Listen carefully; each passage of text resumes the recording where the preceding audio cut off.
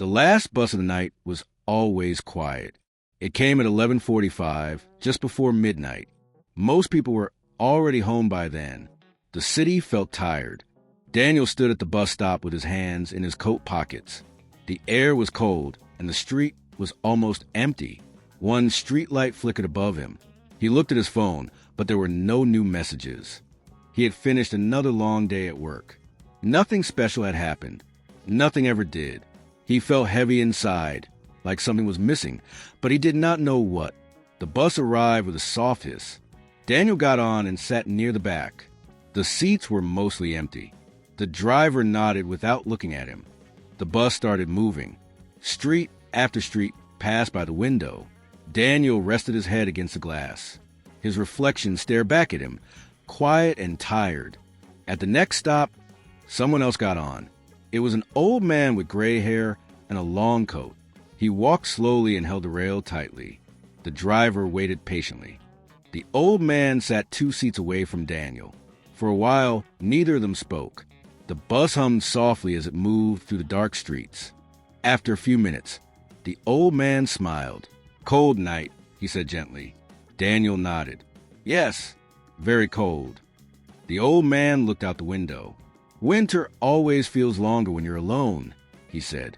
Daniel felt something move inside him. He was surprised by how true the words felt.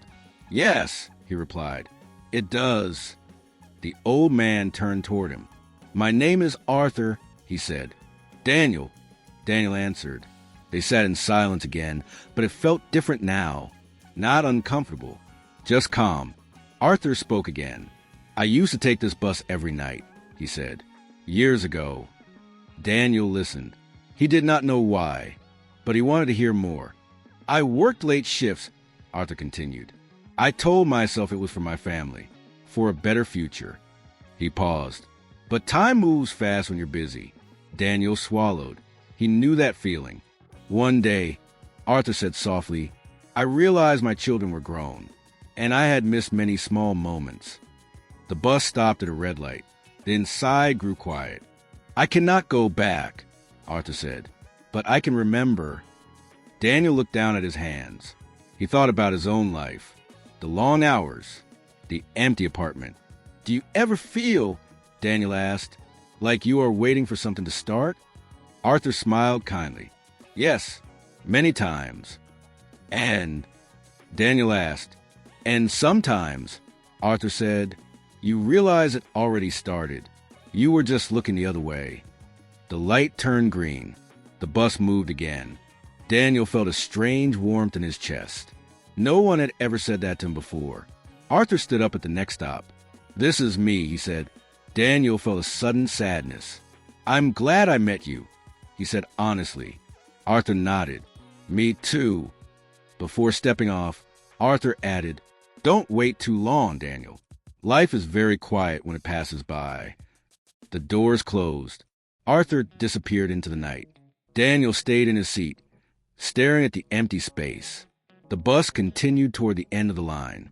When Daniel finally got off, the street near his home was silent. He walked slowly. The cold no longer felt as sharp. Inside his apartment, the lights felt softer than usual. Daniel took off his coat and sat down. He did not turn on the television. Instead, he picked up his phone. He scrolled through old contacts. He stopped at one name. He had not called his sister in years. They had grown distant, not because of anger, just because of time. Daniel hesitated. Then he pressed call. She answered after a few rings. "Daniel," she said, surprised. "Hi," he said. "I was just thinking about you." They talked for a long time, about small things, about memories, about nothing important and everything important. When the call ended, Daniel felt lighter, like he had opened a window inside himself. That night, he went to bed with a calm heart. The city outside was still quiet, but he did not feel alone anymore. The next evening, Daniel left work a little earlier. He walked instead of taking the bus. He noticed the sky, the sound of people laughing in the distance. He smiled. Sometimes the last bus home is not just a ride.